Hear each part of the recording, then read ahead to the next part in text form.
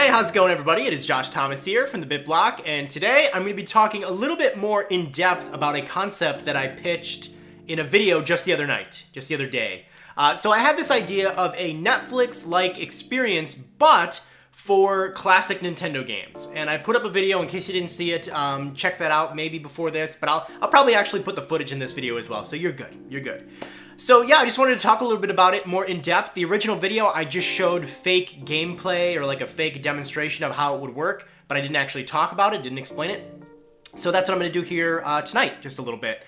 So, I kind of feel like with the Nintendo Switch, Nintendo is reaching this period where I really personally don't feel like they can get away with selling us the NES and the Super NES games individually for like $5 and $8. I think that's too much. I think it's not exciting. I think they're going to have a lot of diminished interest in people buying Balloon Fight and Clu Clu Land and Super Mario Bros. 3 all over again. We don't really want to do that. It was really exciting for the Wii. I remember when the Wii launched, I was so excited by the idea that I could download digital classic Nintendo games. Oh, that's so cool. But now, many generations later, we've already bought these games many times, and it just doesn't have the same excitement that it once had, the idea of downloading classic Nintendo games. So, the concept that I am pitching is like I said, a Netflix-like experience where you would download an app. Let's just call it the Virtual Console Premium app.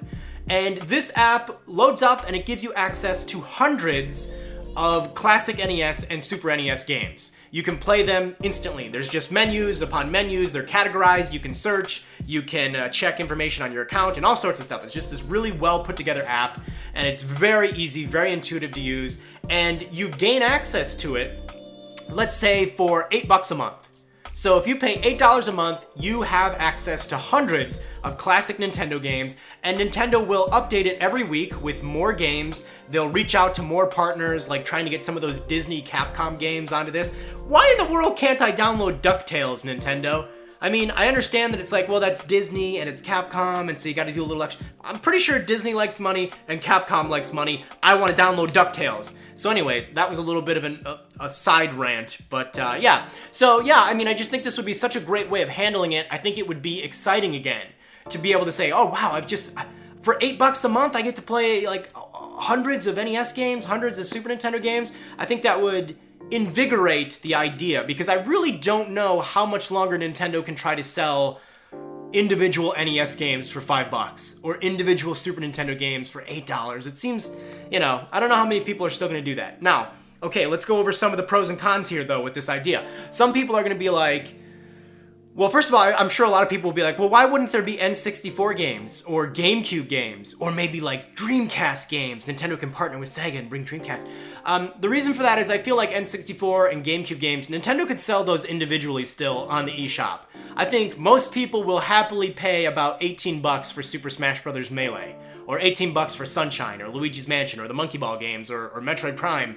I think those games still very much have their value intact to be something you download separately. Whereas I don't really think NES and Super Nintendo games have that anymore. I think they need the idea of a Netflix-like experience for those. And the same goes with like N64 games. I think you could probably still sell those for like $8 to $10 as well. So that's the reason I haven't included those. And this kind of gives it more of an identity, I feel. It's got this identity of being a Netflix kind of app, but with Nintendo's pixelated retro past. And I think there's plenty to choose from those two games, systems.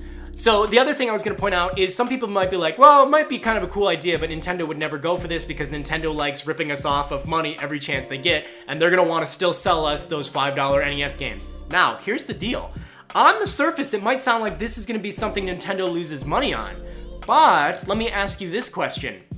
About how much money would you say you spend on original Nintendo games and Super Nintendo games on Nintendo's eShop in a year? I'm willing to bet that you do not spend $100 on those games in a year. But if you are subscribed to this application and you pay $8 a month, you're pretty much spending $100 a year. So that is Nintendo getting money from you that they ordinarily would never have gotten. Yeah, it's true, $8 a month, that's the price of one Super Nintendo download. But, like I just said, over time, as the months go by, Nintendo would, in the end, get more money off of you because nobody spends $100 a month on NES and SNES games on the Virtual Console. Some people might, but I don't think most people do. Now you might be saying, okay, but then it's like we're getting ripped off. We're paying almost $100 a year for this app.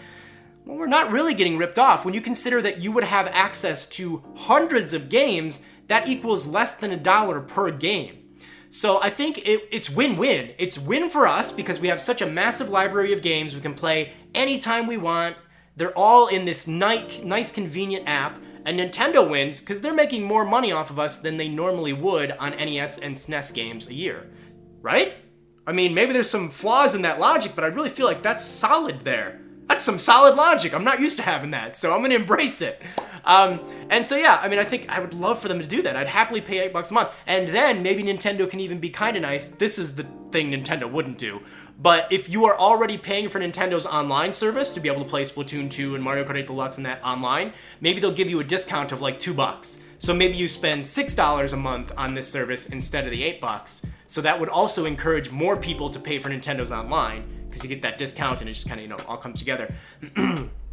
So I think that works quite well. The other thing people might say is, oh, so it's like a streaming service? Well, that's going to kind of suck because any input lag on these games is going to ruin the experience. So here's my idea. NES games and Super NES games are so small in their file size. They are literally kilobytes. I don't think I have a single thing on my computer right now that is smaller than an NES game. Images are bigger than an NES game now, a single image.